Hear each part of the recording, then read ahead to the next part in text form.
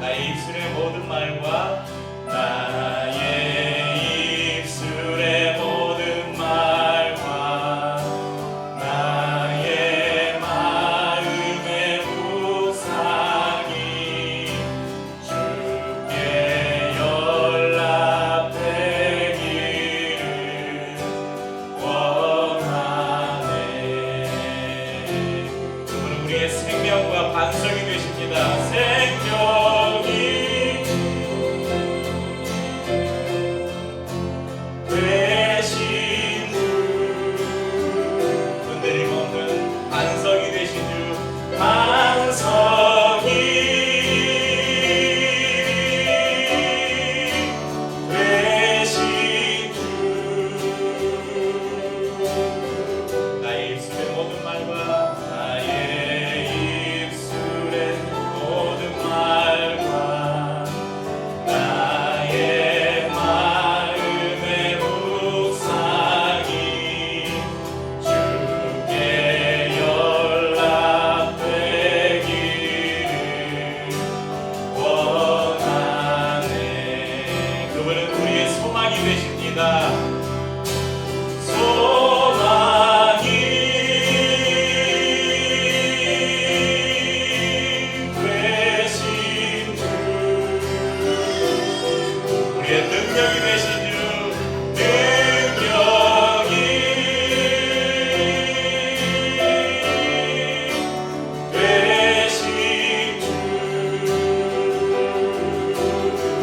아멘. 나의 입술의 모든 말과 나의 마음의 묵상이 주께 연락되기를 원하네. 아멘. 저희가 하빈이한테 가고 싶은 것 같은데 자꾸 저쪽에 손짓을 하는데요. 함께 우리 하나님을 경배하십시다. 경배하리 내 온 맘 다해 찬양하리 내 온 힘 다해 주 찾으리 나 사는 동안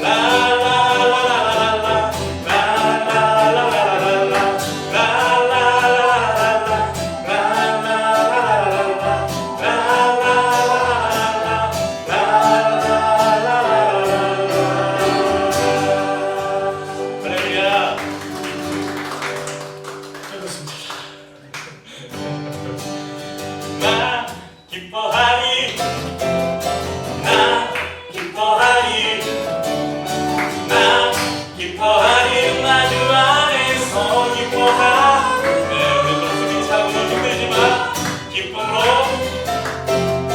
나 기뻐하리. 나 기뻐하리 나주 안에서 기뻐하리라. 원수가 나를 무너뜨리려고 내 마음에 속삭였네. 내 영이 깨어 넘어지지 않고 나의 믿음의 고백이 원수를 묻네. 나 기뻐하리. 나 기뻐하리. 나 기뻐하리 나주 안에서 기뻐하리라. 나 기뻐하리. 나 기뻐하리. 나 기뻐하리. 나 기뻐하리 나주 안에서 기뻐하리. 환경의 지배를 받지 않고 환경의 지배를 받지. 내 팔의 힘과 목소리에 상관없이 그리고 느끼는 감정과도 상관없이 우리 주님을 기뻐하기를 결정하십시다. 결심을 했네. 나 기뻐하리. 나 기뻐하리. 나 기뻐하리 나주 안에서 기뻐하리라. 나 기뻐하리. 나 기뻐하리. 나 기뻐하리. 나 기뻐하리 나주 안에서 기뻐하리라. 할렐루야. 찬양합니다. 우리 주원이와 케빈이가 요 가사도 잘 모르고 그러는데 비트를 타면서 이렇게 움직이는데 마음에 그런 제가 앞에서 예배를 인도하는 제가 봐도 이렇게 너무 흐뭇하고 너무 예쁘고 아름다워 보이는데 이 찬양을 받으시는 하나님이 보실 때 얼마나 기뻐하실지. 그럼 하나님은 음치의 찬양을 기뻐하실까요? 기뻐하시죠. 하나님 박치의 찬양을 박자 하나도 안 맞고 음정 박자 다 틀리는 사람이 드리는 찬양도 기뻐하실까요?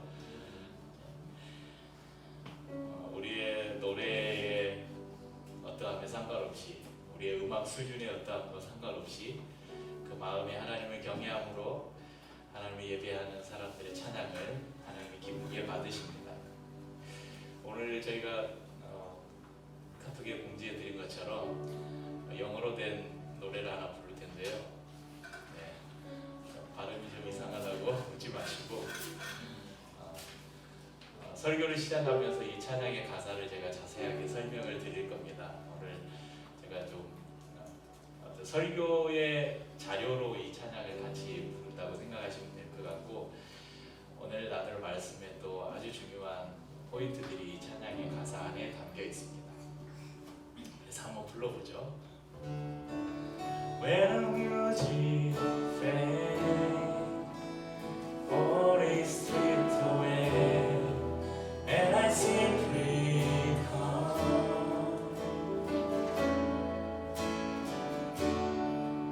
longing just to breathe something that's ours, that will bless your heart. I bring you more than a song, for a song in itself is not what you have required.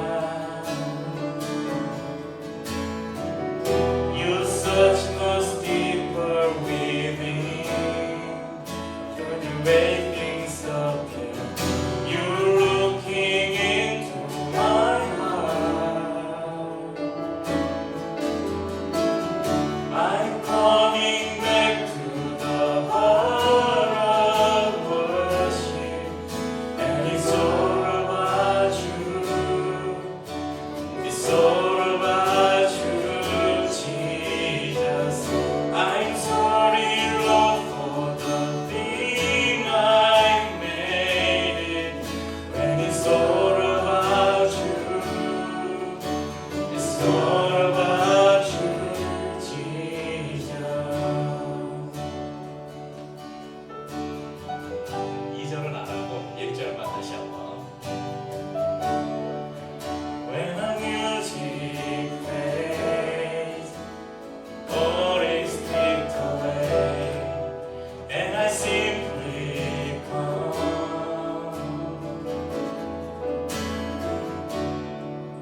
longing just to bring something that's of worth, every place your heart.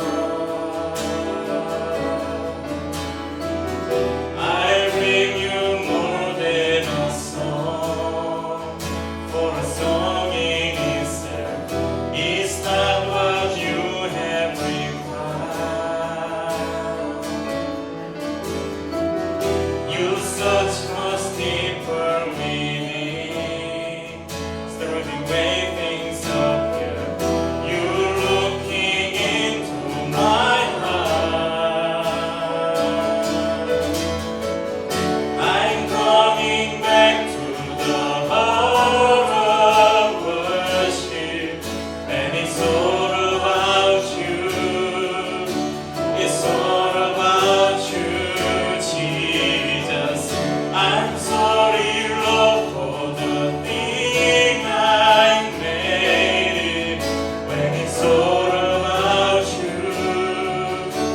It's all about you, Jesus.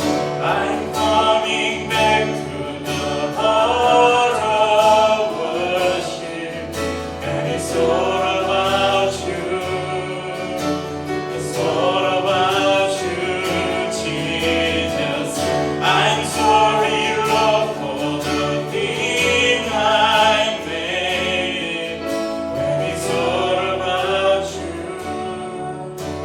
It's all about you, Jesus.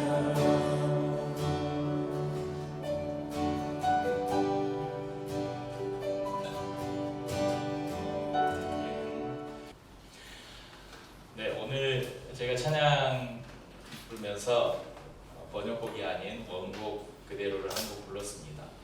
저희 나라에 굉장히 저희가 익숙한 찬양들 중에 번역곡들이 굉장히 많아요. 저희 말로 이렇게 한국인 사역자들이 우리말로 된 예배곡들을 만들어낸 지가 그리 길지 않습니다. 그래서 대부분이 번역곡들이 많은데 오늘은 그 곡 중에 특별히 한 곡을 원곡 그대로 불러봤습니다. 멋있어 보이려고 그렇게 부른 게 아니고 이 찬양의 가사가 원곡 그대로를 불러야 2절은 좀 괜찮은데 1절은 원곡 그대로를 불러야 의미가 제대로 전달이 되기 때문에 원곡을 불렀고, 제가 이 곡이 참 좋은 곡인데 제가 찬양 폰트에 잘 안 넣어요. 우리말로 된 곡을. 왜냐면 곡의 의미가 너무 달라져서. Heart of Worship이라는 곡인데요. 저희 뭐 이렇게 검색해 보시면 이 곡의 제목은 찬양의 열기. 제일 첫 가사가 찬양의 열기. 보통 첫 가사 구절을 제목으로 쓰잖아요. 또는 원제 해가지고 마음의 예배 이렇게 우리말로는 등록이 되어 있습니다. 근데 Heart of Worship 그러면 뭐예요? 마음의 예배가 아니라 예배의 마음이죠. 우리나라에서 어떻게 이제 우리나라 저작권이 등록된 번역곡이 어떤 가사로 쓰였는지 한번 보시겠어요? 찬양의 열기 모두 끝나면 주 앞에 나와 더욱 진실한 예배드리네. 주님을 향한 노래 이상의 노래, 내 맘 깊은 곳에 주께서 원하신 것. 화려한 음악보다 뜻없는 열정보다 중심을 원하시죠. 주님께 드릴 마음의 예배, 주님을 향한 노래, 주님을 위한 중심 있는 예배 내려놓고 이제 나 돌아와 주님만 예배해요. 많은 분들이 공통적으로 이 가사에 이렇게 내용을 보면 자, 찬양의 열기가 모두 끝났어요. 그러니까 한번 상상해 보세요. 뭔가 굉장히 뜨거운 화려한 음향과 조명에 많은 사람들이 모여서 엄청 뜨거운 예배를 드리고 이제 불이 다 꺼지고 사람들이 회중들이 다 돌아가고 이제 한 사람의 예배자가 남아서 이제 예배가 다 끝났구나.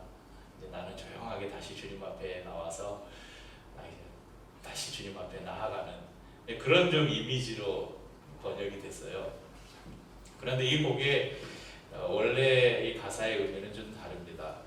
원곡의 그 영어를 잘하시는 분들은 오늘 찬양을 부르시면서 막 즉석에서 이렇게 번역을 하시면서 불러보셨겠지만 한번 내용을 한번 보시겠어요? 원곡의 내용을 보면 음악이 사라질 때 모든 것들은 벗겨져 버리기에 저는 단순하게 꾸밈없이 나옵니다.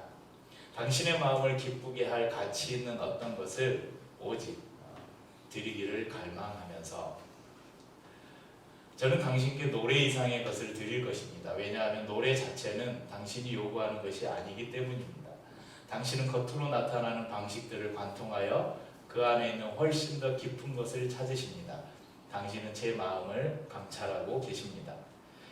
저는 예배의 마음으로 돌아오기를 원하며 그러니까 예배의 마음은 오직 당신에 관해서만 전부인 것입니다. 그것은 예수님, 오직 당신에 관해서만 전부인 것입니다.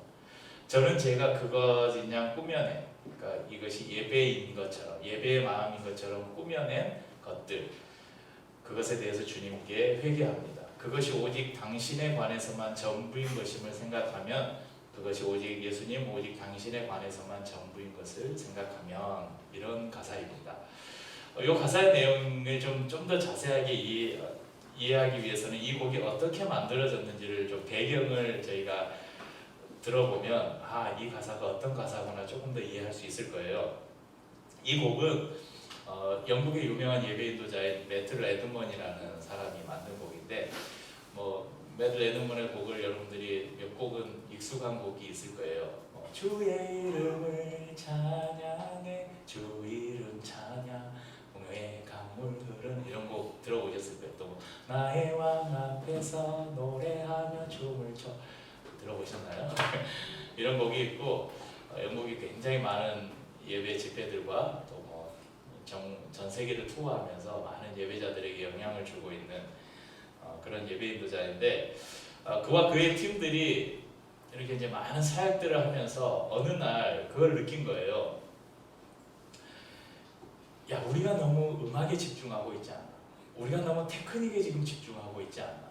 그래서 정작 우리에게 중요한 뭔가 본질이 지금 우리의 이 예배 가운데, 우리의 모임 가운데 뭔가 우리가 본질을 놓치고 있는 것이 아닌가?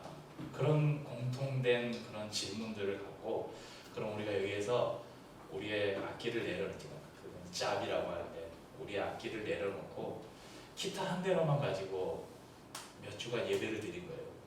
그러니까 기타 한 대 가지고 자연적으로 흘러나오는 멜로디와 자기들이 고백하고 싶은 가사들을 가지고 이렇게 예배를 드리면서 자연적으로 이 곡이 탄생을 하게 되었습니다. 그래서 이 곡을 녹음할 때는 이 곡을 원래 최초로 녹음할 때는 피아노와 기타 한 대로만 녹음했다 그래요. 그리고 대부분의 이제 드럼이나 다른 악기들이 들어간 경우도 있지만 그런 경우에는 그 악기를 최소화하고 또 많은 집회에서는 이 곡을 할 때는 기타와 건반으로만 이렇게 찬양을 부르는 그런 전통이 있습니다. 이 곡은 올해의 그 예배곡 이런 것에 전 세계에서 선정하는 그런 올해의 예배곡에 선정되기도 하고 굉장히 전 세계적으로 많은 사람들이 정말 사랑하고 많이 불려지는 예배곡입니다. 그런데 우리나라에서는 많이 안 불러요. 왜냐하면 처음 번역한 그 번역에 굉장히 문제가 많아가지고 예배자들이 이 곡을 잘 안 써요. 저도 그렇지만 뭔가 좀 그 생각이 있는 예배자들이 이 곡을 우리말로 번역된 곡을 잘 안 씁니다. 이 곡에 나오는 아까 그 가사에 보면 뮤직 있죠. 뮤직. When music play, 음악이 사라진 거기에 음악. 노래 이상의 노래, song of song. 이 뮤직과 송 이것은 Hearts of Worship과 이렇게 대조되는 개념이에요. 그러니까 이 뮤직과 송은 무엇인가? 외적으로 보여지는 것. 외적으로 우리가 보이고 들려지는 것을 뮤직과 송으로 표현했어요. 그러니까 아까 내가 주님께 드렸던 것 중에 주님이 원하시는 것이 아닌 것을 드린 것을 나는 회개합니다. 내가 만들었던 많은 것들, 그것이 주님을 위한 것이 아닌 내가 만들었던 많은 것들을 회개합니다. 그런 가사가 있는데 그것의 대표적인 것이 바로 뮤직과 송이에요. 그러니까 이 뮤직과 송 이걸 좀 요즘 시대를 좀 표현해 보자면 여러분 건물이겠죠. 화려한 교회당 건물 그리고 그 안에서 여러 순서들을 따라서 드려지는 예배 순서 프로그램. 요즘 교회들의 뭐 저도 예전 다니던 큰 교회가 있었는데 뭐 그런 교회들의 요즘에 음향 영상 대형 교회들 건축할 때 음향 영상에 돈 1억씩 쓰는 거는 그냥 우스운 일이에요. 요즘은 그 디지털 시대가 되니까 앞에 여러 큰 스크린들 들어가잖아요. 예전엔 프로젝터 제가 처음 신앙생활 할 때는 우리 강집사님이나 육집사님들 진짜 OHP라는 거 아시죠? 투명지에 이렇게 프린트 해가지고 아니면 손으로 써가지고 이렇게 딱 올리면 여기 벽에다 비추는 제가 처음 교회를 나갔을 때는 OHP로 예배를 드리던 그 이전의 세대가 있군요. 우리 강집사님 아시나요? 참 요만한 그 전지에다가 가사 다 써가지고 앞부 막 그리고 해가지고 돌돌 말아서 한 장씩 탁 넘겨가면서 예배를 드렸던 시대가 있었거든요. 요즘에 다 디지털로 저희도 이제 TV를 보지만 뭐 스크린 하나에 1억씩 하는 그런 스크린들이 교회에 쉽게 걸려있는 대형 기획사나 우리나라의 대형 기획사보다요 좋은 음향 장비가 다 어디에 있냐면 교회에 있어요. 우리나라 대형 교회 가면 우리나라의 굴지의 그 음향 렌탈이나 공연 기획을 전문으로 하는 음향 회사들보다 더 좋은 음향 장비들이 대형 교회들에 가면 다 있어요. 여러분 낙원상가 아세요? 혹시 종로에 가면 낙원상가라고 있는데 아주 이 동양에서 유명한 악기 전문 상가예요. 음향 악기 전문 상가인데 낙원상가를 먹여 살리는 데가 교회라는 말이 있습니다. 진짜예요. 거기 가면 음악하는 사람들보다 교회에서 온 사람들이 훨씬 더 많아요. 이런 시대에 우리가 살고 있는데 그러니까 교회에서 그동안 많이 집중했던 것이 무엇인가? 바로 이 외적인 부분들. 그러면 이것들은 어디에 와야 접할 수 있어요? 교회를 와야 접할 수 있어요. 여러분 왜 건물을 멋있게 짓고 그 안에 편의시설들을 집어넣어요? 성도들이 교회로 오게 하기 위해서. 오면 감동적인 예배를 드려야 되잖아요. 뭔가 예배를 드리면서 뭔가 카타르시스를 느끼고 그래야 지갑이 열리고 헌금도 내고 할 거 아니에요. 그러니까 어떻게 하면 더 음향적인 효과를 내서 사람들의 그 마음을 움직일까? 그래서 막 그 음악을 하는 사람들은 작곡을 하면서 어떻게 하면 이 사람의 그 감정을 터치하는 그 선율 이런 것들을 고민해요. 찬양 콘티를 짤 때도 그런 걸 고민하고 악기를 구상할 때도 그런 걸 고민해요. 사람의 감정을 터치하기 위해서. 이게 교회에 와야 경험할 수 있는 거잖아요. 그런데 오늘 Heart of Worship에서 말하는 그 예배의 마음은 그런 외적인 것들이 아닌 사람의 마음의 중심을 가리키고 있습니다. 그 중심이 무엇인가? 바로 오직 예수님을 향한 마음. 그것을 주님은 원하신다고 그들은 고백하고 있습니다. 구약 성경은 예배에 대해서 정말 너무하다 싶을 정도로 예배에 대한 많은 가르침을 주고 있어요. 특별히 여러분도 혹시 성경 일독을 해보신 분들 성경 이렇게 쭉 읽어가다 보면 어디에 가서 막혀요? 여러분 성경 66권 중에 제일 읽기 어려운 성경이 어딘지 아세요? 레위기예요. 레위기는 이스라엘 백성들이 하나님 앞에 제사, 그러니까 오늘날 말하면 예배를 드릴 때 어디에서 어떻게 누가 어떤 절차에 따라서 예배를 드려야 되는지 어떤 절기에 언제 너무 구체적으로 계속해서 반복적으로 기록되어 있어요. 그래서 읽어가다 보면 이거 좀 전에 읽었던 것 같은데 또 한참 있다 보면 이거 앞에서 읽었던 것 같은데 이런 말씀이 굉장히 많이 나와요. 뭐 거기뿐만 아니라 성경 곳곳에 이스라엘 백성들을 향해서 하나님께서 어떻게 예배해야 될지, 특별히 하나님을 잘못 예배했을 때 하나님이 어떻게 벌 주시고 징계하시는지를 아주 자세하게 기록하고 있습니다. 그런데 신약 시대에 오면 예수님 이후의 시대에는 예배에 대한 가르침이 거의 없어요. 성경을 검색해 여러분 찾아보시면 딱 두 군데가 나오는데 첫 번째가 요한복음 4장에 제가 예배에 관한 강의를 할 때 항상 인용하여서 사용하는 본문인데 요한복음 4장에 보면 예수님께서 사마리아 수가성에 들어가셔서 한 여인을 만나잖아요. 사마리아 여인을 만나잖아요. 그 장면에서 예배에 대한 예수님의 가르침이 한 군데 나오고 또 하나가 오늘 저희가 읽은 이 본문의 사도 바울의 가르침이에요. 여러분, 유대인과 사마리아인들은 절대 상종하지 않잖아요. 그래서 예루살렘에서 저 위에 있는 갈릴리 지방을 가려고 하면 중간에 사마리아가 있는데 유대인들이 거기를 통과를 안 해가요. 사마리아인들과 만나면 부정탄다 그래서 옆으로 이렇게 돌아갔어요. 먼 거리로. 근데 예수님께서 갈릴리로 가시면서 일부러 제자들과 함께 사마리아를 통과해야 내가 가야겠다. 그 사마리아로 지나가시면서 수가라고 하는 동네에 가서 한 우물가에 앉으셨습니다. 그리고 제자들에게 먹을 것을 구해오라고 하고 앉아있는데 그때 아무도 없는 정오에, 여러분 그 중동 지방은 낮이 되면 태양이 내리쬐니까 사람들이 다 낮잠 자고 다 거물로 들어가요. 그러니까 정오에 돌아다니는 사람이 없어요. 근데 한 여자가 우물로 물을 기르러 옵니다. 왜냐하면 왜 정오에 왔겠어요? 사람들의 눈을 피해서. 예수님을 만납니다. 물 좀 달라고. 아니 당신은 유대인인데 왜 나에게 물을 달라고 합니까? 그러면서 물을 한 잔 달라는 그 대화로 이렇게 이야기가 시작돼요. 전체적으로 이렇게 쭉 스토리를 보면 예수님께서 의도적으로 사마리아로 가셨고 의도적으로 그 우물가에서 이 여인을 기다리셨던 것을 볼 수 있어요. 왜냐하면 거기에서 중요한 예수님께서 말씀을 주시기 위함이었죠.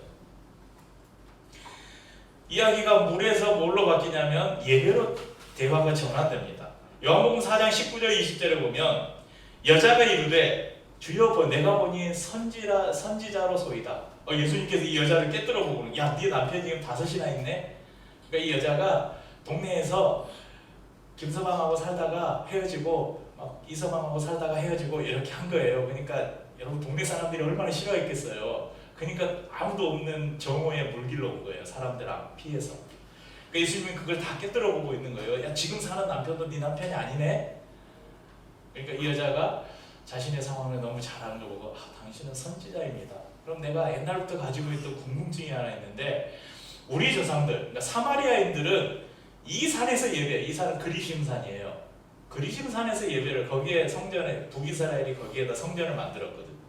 근데 당신들 유대인들은 예배는 예루살렘에서만 드려야 한다고 하는데 과연 예배를 어디에서 드려야 됩니까? 이 질문을 합니다. 그때 예수님께서 말씀하시죠. 21절 요한복음 4장 21절에서 24절 예수께서 이르시되 여자여 내 말을 믿으라. 이 산에서도 말고 예루살렘에서도 말고 너희가 아버지께 예배할 때가 이르리라. 너희는 알지 못하는 것을 예배하고 우리는 아는 것을 예배하노니 이는 구원이 유대인에게서 남이라. 아버지께 참되게 예배하는 자들은 영과 진리로 예배할 때가 오나니 곧 이때라. 아버지께서는 자기에게 이렇게 예배하는 자들을 찾으시느니라. 하나님은 영이시니 예배하는 자가 영과 진리로 예배할지니라. 우리 예배 제일 첫 바탕에 항상 예배 전에 여러분 제가 띄워놓는 이 구절이 이 구절이에요. God is Spirit. 하나님은 영이시니 예배하는 자가 영과 진리로 예배할지니라. 이 요한복음 4장 25절의 말씀입니다. 4장 24절이네요. 25절인데 잘못 썼다. 다시 만들어야 되겠다. 네, 이 구절을 항상 제가 예배 전에 띄워놓는 이유는 오늘 우리가 예배하러 왔을 때 그러니까 외적인 것이 아니라 하나님이 원하시는 예배가 영과 진리, 요 부분을 또 다루려면 또 1시간을 나중에 또 써야 되니까 이 부분을 좀 패스를 하고요. 예수님은 예배의 문제를 장소의 문제가 아니라 예배의 본질로 접근하십니다. 그러니까 영과 진리라는 것으로 예배를 재해석하시죠. 저희가 지난주에 그런 말씀을 드렸습니다. 일상, 하나님의 집 이런 제목으로 하나님이 거하시는 모든 곳이 하나님의 집이다, 베델이다 그런 말씀을 나누었습니다. 우리가 예배를 정의할 때 이렇게 정의합니다. 신학적으로 이렇게 정의해요. 예배는 최고의 하나님께 최선의 것을 올려드리는 것이다. 이렇게 정의하기도 하고요. 또 제가 이제 예배학을 배우면서 요즘 현대 예배학에서 많이 사용하는 예배에 대한 정의를 이렇게 말합니다. 예배는 하나님의 계시에 대한 우리의 반응이다. 그래서 계시와 반응으로 이야기하기도 합니다. 하지만 대부분의 사람들에게 예배가 무엇입니까? 이렇게 물어보면 제일 많이 나오는 답이 뭔지 아세요? 예배는 하나님과 만남입니다. 그럼 틀린 답이 아니에요. 예배는 하나님과 만남이죠. 그러니까 우리가 아주 쉬운 정의로 예배를 하나님과 우리가 만나는 것이다, 만남이다, 이렇게 정의해 본다면, 여러분 하나님은 거룩하신 분이시잖아요. 그래서 죄인이 하나님께 나아갈 수가 없어요. 죽어요. 그러니까 거룩하신 분과 죄인이 만나면 이 죄인이 그 앞에서 죽어요. 그래서 구약에서는 하나님을 본 사람은 다 죽는다고 믿었어요. 그래서 왜 구약에 그렇게 복잡한 예배에 대해서 설명을 해 놓으셨는가? 하나님께서 이스라엘 백성들을 살리려고 하신 거예요. 잘못된 예배, 잘못된 방식으로 하나님께 나아갔다가 죽을 수 있으니까 이런 절차와 이런 방법과 이런 장소에서 이렇게 예배를 드려라, 이렇게 방법을 제시하신 거예요. 그래서 특별한 장소, 특별한 방법을 통해서 이스라엘 백성들은 하나님을 만났습니다. 하지만 신약에서는 예수 그리스도를 통해서 그분을 믿는 믿음으로 언제 어디서든 우리가 하나님 앞에 나아갈 수 있는 길이 열렸어요. 여러분, 예수님이 십자가에서 죽으시는 순간 성전 휘장이 갈라진 사건이 바로 그것을 증명하는 사건이에요. 그래서 더 이상 특별한 장소나 특별한 의식이 필요 없게 되었습니다. 오직 영과 진리, 즉 하나님의 말씀인 이 진리, 그리고 하나님의 성령, 하나님의 영인 성령을 따라서 우리가 하나님 앞에 나아간다면 어디서든 언제든 우리가 하나님을 예배할 수 있게 된 것입니다. 오늘 예배에 대한 두 번째 가르침이 오늘 저희가 읽은 이 본문인데요. 그러므로 형제들아, 내가 하나님의 모든 자비하심으로 너희를 권하노니 너희 몸을 하나님이 기뻐하시는 거룩한 산제물로 드리라. 이는 너희가 드릴 영적 예배니라. 로마서는 1장 18절부터 이 12장 바로 이전인 11장까지는 구원에 대한, 그래서 로마서는 정말 복음 중에 복음서 중에 복음서라고 하잖아요. 이 로마서 안에는 기독교 교리의 핵심이 들어있어요. 그게 1장 18절부터 11장까지가 기록되어 있어요. 복음이 뭔가, 구원이 뭔가, 믿음이 뭔가. 그래서 그것을 한마디로 딱 압축하면 그거잖아요. 사자성어로 말하면 이신칭의, 믿음으로써 의롭다함을 얻는다. 근데 그 이후에 이제 12장부터는 그렇다면 구원받은, 믿음으로 말미암아 구원을 받은 하나님의 백성들은 어떻게 살아야 되는가? 이것을 12장 1절부터 기록하고 있는데 그 첫 번째가 바로 예배에 대해서 이야기하고 있어요. 그 예배가 무슨 예배인가? 삶의 예배. 그러니까 여기서 영적, 너희가 드릴 영적 예배니라, 이 영적이 뭔가 신비한 이런 게 아니라 하나님이 받으실 예배다. 이것을 우리가 이해하면 됩니다. 하나님이 받으시는 예배가 무엇인가? 너희 몸을 거룩한 산 제물로 드리는 것이다. 2절은 이렇게 말하죠. 너희는 이 세대를 본받지 말고 오직 마음을 새롭게 함으로 변화를 받아 하나님의 선하시고 기뻐하시고 온전하신 뜻이 무엇인지 분별하도록 하라. 분별이라는 거, 구별한다는 거, 거룩이라고 말합니다. 그러니까 우리 몸을, 우리의 삶에서 하나님이 원하시는 것과 하나님이 원치 않는 것을 구별해서 우리의 몸, 우리 전부를 하나님 앞에 예배로 드린다는 것입니다. 그러니까 오늘 몸을 드린다, 이 말은 몸은 우리의 감정과 정신과 생각과 욕망을 모두 포함하는 것입니다. 그러니까 단순히 이 몸덩어리 육체만을 말하는 것이 아니라 우리의 전 인격을 표현하는 것으로 이해하시면 됩니다. 우리의 전 인격을 예배로 산 제물로 드리라고 요구하십니다. 여러분, 구약의 제사를 한번 그려보십시오. 제사를 드리는 사람, 죄를 지은 죄인이 자기를 대신해서 제물을 가져옵니다. 제사장 앞에 가져오면 제사장은 한 사람은 그 사람의 손에, 한 사람은 제물 위에 손을 얹고 안수를 합니다. 그러면 이 사람의 죄가 이 짐승을 물려가는 거예요. 그러면 그 짐승을 죽입니다. 피를 받아서 뿌리고 제물은 잡아서 각을 뜨고 살은 각을 떠서 제단위에 번제단위에 태웁니다. 그러면 그 제사를 하나님이 받으신다고 그렇게 나와 있습니다. 제물은 죽여서 드리는 거예요. 여러분, 구약의 어느 곳에도 하나님께 예배하면서 살아있는 제물을 그대로 태우는 경우는 없습니다. 그런데 오늘 바울은 죽여서 말고 살아있는 제물로 드려라, 그렇게 요구합니다. 여러분, 심청이 아시잖아요. 심청이가 그 용왕의 진노를 잠재우기 위해서 인당수에 자기를 제물로 드려서 퐁당 빠지잖아요.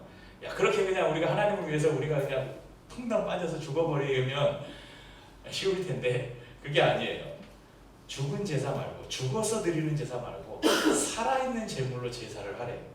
그러니까 이건 뭐냐면, 살아있는 제물이라는 것은 삶이라는 거예요. 우리가 살아있는 삶을 통해서 하나님께 예배를 드리라는 거예요. 구약의 제사를 단번에 완성하신 예수 그리스도를 통해서 이제는 우리는 더 이상 죽은 제물을 주님께 드리는 제사가 필요 없게 되었습니다. 우리의 전 인격이 예수 그리스도를 통해서 구속을 받았습니다. 그래서 살아있는 우리의 모든 삶이 이제 하나님 앞에 드리는 제물이 된 것입니다. 이것은 목사나 장로나 집사냐, 그러면 그냥 일반, 제가 지난주에도 말씀드린 사제냐, 목회자냐, 평신도냐, 이 부분이 아니라는 것입니다. 우리가 거룩하다고 착각할 수 있는 설교, 찬양인도, 전도, 구제, 이것과 집에서 밥을 하고 아이를 돌보고 학교에서 공부를 하고 직장에서 컴퓨터와 씨름하고 데이터와 하느냐, 이 차이도 아니라는 것입니다. 오직 내가 구속받은 하나님의 사람이냐 그렇지 않느냐의 차이만 있을 뿐입니다. 여러분, 목사가 강단에 서서 설교한다고 여러분 다 거룩하다고 할 수 있을까요? 강단에 서서 하나님의 말씀이 아니라 자기 생각 말하고 말도 안 되는 개똥처럼 말하는 목사들 넘쳤습니다. 우리 정광훈이라는 놈을 보십시오. 그걸 목사라고 할 수 있습니까? 그걸 설교라고 할 수 있어요? 여러분, 저도 아주 오랫동안 거의 20년 가까이 이렇게 많은 성도들 앞에서 기타를 메고 예배를 인도하는 그런 사역들을 했었는데, 여러분, 찬양 인도자가 가장 쉽게 빠질 수 있는 그 함정이 뭐냐면 그거예요. 자기가 뭐라고 말하죠? 쇼맨이 될 수 있다고 착각하는 거예요. 찬양 인도자가 앞에서 찬양하면요, 성도들에게 여러분 손을 들고 찬양합시다. 그러면 성도들은 다 서편집에서 그래서 찬양 인도자들이 점점 그런 회중들을 컨트롤하는 기술들을 자꾸 막 개발하려고 하는 거예요. 저도 그런 부분에서 회개하고 참 반성했던 적이 많았습니다. 여러분, 앞에서 찬양 인도한다고 그 사람이 모두가 다 거룩하다고 여러분 그렇게 생각하지 마시기 바랍니다. 하나님을 신뢰하는 한 노동자가 자기에게 주어진 일터에서 자기가 맡겨진 그 일에 충성하며 흘리는 땀이나 목사가 하나님 앞에서 기도하며 흘리는 땀의 무게와 가치는 전혀 다르지 않습니다. 하나님 앞에서 이 두 땀과 눈물의 가치는 동일할 것입니다. 사랑하는 성도님들, 우리가 예배를 마치면 제일 마지막에 뭐합니까? 서로 때로는 제가 축도를 하기도 하고 우리는 이제 서로 축복을 나누기도 하잖아요. 여러분, 이 축도는 아주 중요한 의미가 있어요. 이게 파송의 의미가 있어요. 그러니까 세상으로 보냄받는 의식이 뭐냐면 이 축도예요. 그러니까 그 축도를 목사만이 할 수 있는 걸로 착각할까봐 제가 뭐 일반적인 교회들에서는 다 목사님이 제일 많이 해요. 그래서 어떤 성도들은 예배는 안 드려도 축도는 받아야 된다고 축도 전에만 도착하면 된다고 생각하는 성도들도 많이 있었어요, 옛날에. 그러니까 근데 여러분, 목사가 하는 축도에 뭔가 신비한 영험한 능력이 있는 게 아니에요. 이 축도는 뭐냐면 우리를 세상으로 예수님께서 보내시는 거예요. 예수 그리스도의 은혜가 너희와 항상 함께 있을지어다. 하나님의 사랑이 너희와 함께 있을지어다. 성령의 인도하심 너희와 함께 있을지어다. 한 주간 예수님과 동행하고 하나님과 동행하고 성령님과 동행하는 삶을 살도록 우리를 세상으로 보내는 의식이 바로 이 축도입니다. 그걸 제가 할 수도 있고 성도들과 우리가 서로 나누어서 할 수도 있는 거예요. 여러분, 일주일이 몇 시간입니까? 168시간이에요. 저희가 주일날 나와서 오늘 찬양도 좀 제가 한 곡을 더 넣었고 설교도 조금 길어져서 지금 보니까 오늘은 예배를 많이 안 늦게 시작했는데 57분이니까 이제 뒤에 순서까지 다 하면 오늘 예배가 한 1시간 20분 평상시보다 조금 길어질 것 같아요. 근데 제가 처음 개척을 하고 예배를 이렇게 기획하면서 저는 예배를 한 2시간 정도 생각을 했어요. 왜냐하면 저희가 새벽 예배도 없잖아요. 수요 예배도 없고 금요 기도회도 없고 일주일에 딱 한 번 만나는 예배잖아요. 그러니까 이때 마음껏 찬양하고 말씀도 좀 편하게, 근데 설교를 길게 하려고 하니까 제가 능력이 안 되더라고요. 그러니까 오늘은 좀 앞에 찬양 설명하는 부분이 좀 있어서 설교가 좀 길어졌지 실제 설교 길이는 똑같아요. 그래서 그 대신에 뭐 예배 시간을 너무 길게 하지 않더라도 예배 마치고 성도들과 함께 충분히 교제하고, 그러니까 저희가 12시에 모이면 보통 돌아가는 시간이 3시에서 4시 정도에 돌아가잖아요. 저는 이 시간이 조금 더 길어졌으면 좋겠어요. 그래서 아예 주일 오후 한나절은 성도들과 함께 만나는, 그리고 예배하고 교제하는 시간. 뭐 저희가 한 3시까지 모인다 치고 3시간 만나는 거잖아요. 168시간 중에 저희가 3시간 만나는 거예요. 그러면 여러분 예배 드리고 나가면 165시간은 여러분 하나님과 상관없는 삶을 살 거예요? 그거 아니잖아요. 그럼 영상 졸리는 것 같으니까 영상 하나 보겠습니다. 근데 그쪽에서도 보이시나요? 네. 저기 집사님 보이세요? 여기서 큰 거 한 방은 바로 경기를 끝낼 수 있는 기아 타이거스입니다. 카운트가 유리할 때 정상호 선수가 사인을 낸 대로 하지 않고 사인을 낸 대로 지금 등폰을 일으켰어요. 끝나게 기아 타이거스 우승! I think I'm drowning, asphyxiated. I wanna break the spell that you've created. You're something beautiful, a contradiction. I wanna play the game, I want the friction. You will be the death of me. Yeah, you will be the death of me. Bury it, I won't let you bury it. I won't let you smother it. I won't let you murder it. And our time is running out. And our time is running out. You can't push it underground. You can't stop me screaming out.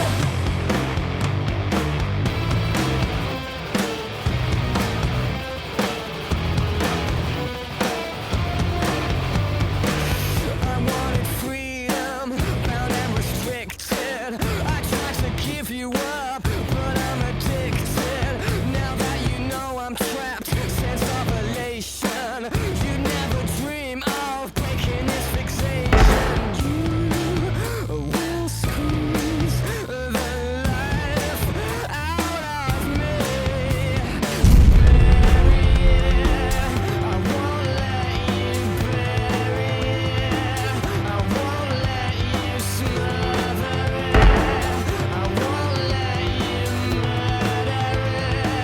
And our time is running out. And our time is running out. You can't push it underground. You can't stop it screaming out. How did it come to this?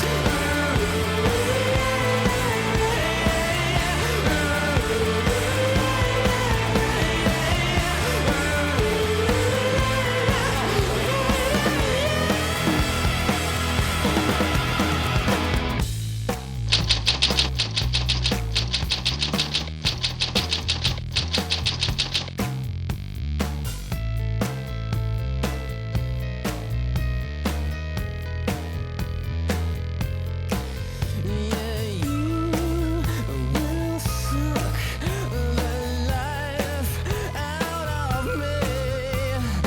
Bury it, I won't let you bury it. I won't let you smother it. I won't let you murder it. And our time is running out. And our time is running out. You can't push it underground.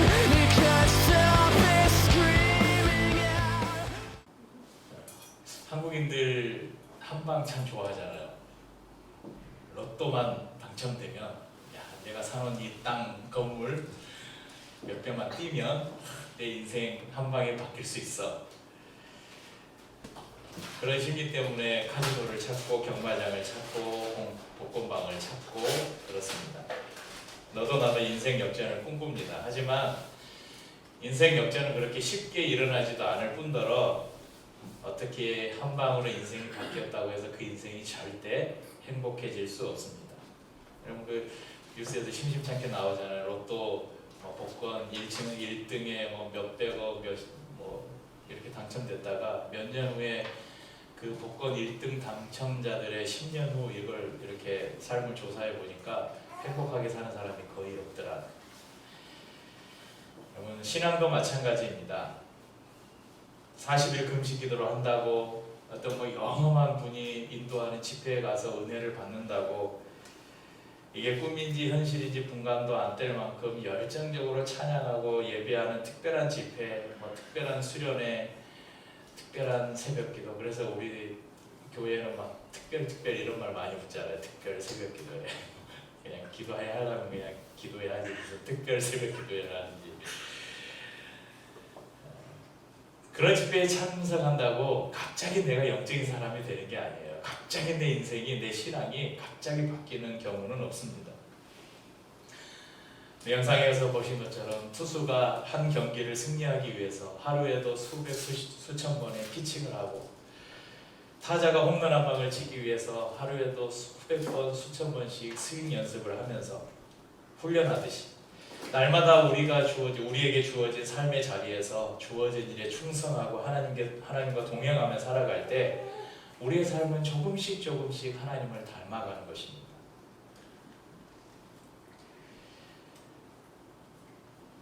금요일, 토요일 참 그 힘든 시간을 보냈습니다. 마음이 힘든 게 아니고 몸이 엄청 피곤했어요.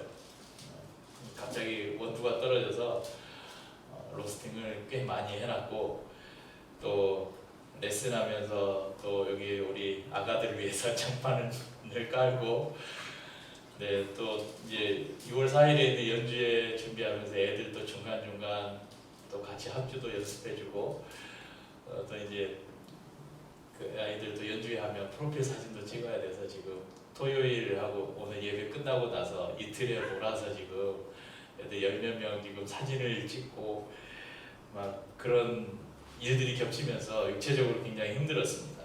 그래서 어제는 이제 다 정리하고 집에 가려고 하는데 이제 머릿속에 뭐 설교에 대한 생각들, 뭐 자료들은 주중에 계속 뜬다는 대로 제가 항상 하고 설교문을 항상 토요일 밤에 이렇게 밤이나 주일 새벽에 이렇게 설교문을 쓰는데 너무 하기가 싫은 거예요.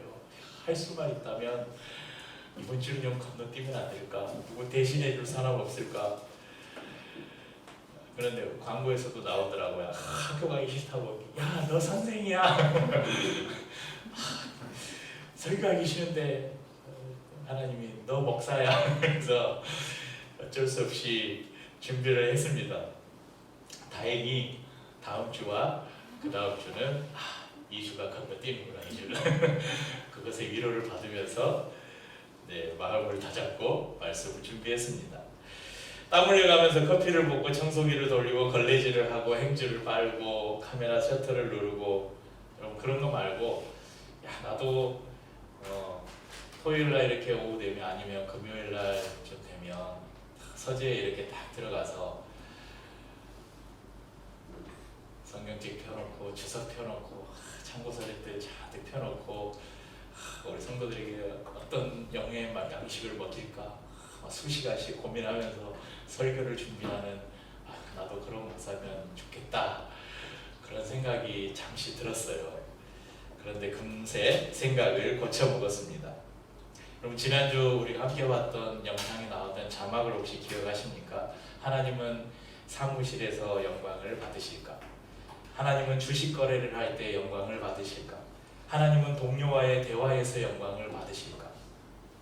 그 질문을 저에게 해보니까 답이 나오더라고요. 그래, 하나님은 내가 커피를 볶을 때도 예배를 준비하며 청소기를 돌리고 걸레질을 할 때도 우리 귀여운 하빈이와 제이를 위해서 장판을 깔고 바닥을 닦을 때도 수강생들의 멋진 모습을 담아주기 위해서 한 장 한 장 정성스레 셔터를 누를 때도 하나님은 영광을 받으시는구나 그런 답을 할 수 있었습니다. 그러면서 몇 년 전에 같은 좀 생각을 했던 적이 있었어요. 그래서 그때 사진 한 장 찍어서 제가 가끔, 요즘에는 못하는데 예전에는 이렇게 지나다니면서 묵상과 사진을 겸해서 여러 컷을 만든 적이 있는데 사진을 한번 보여드릴까요? 이런 사진이 생각나더라고요. 그래서 잘 컴퓨터를 뒤져가지고 이 사진을 찾았습니다. 저희 소풍교회 사진인데요. 이렇게 썼습니다. 그때 제가 기타와 걸레 어울리지 않는 조합. 하지만 나의 예배는 기타를 멜 때가 아닌 걸레로 강단을 닦으며 시작된다. 노동이 예배요 예배가 노동이라. 2012년 5월 18일 금요기도회를 준비하며 이렇게 노동이 예배요 예배가 노동이란 말은 우리 예수원의 대천덕 신부님께서 하신 유명한 말인데 항상 기도회 전에 제가 와서 강단을 이렇게 걸레로 닦으면서 예배를 하는데 그런 마음이 그때 들었었거든요. 강단을 닦는 것이 예배일 수 있을까?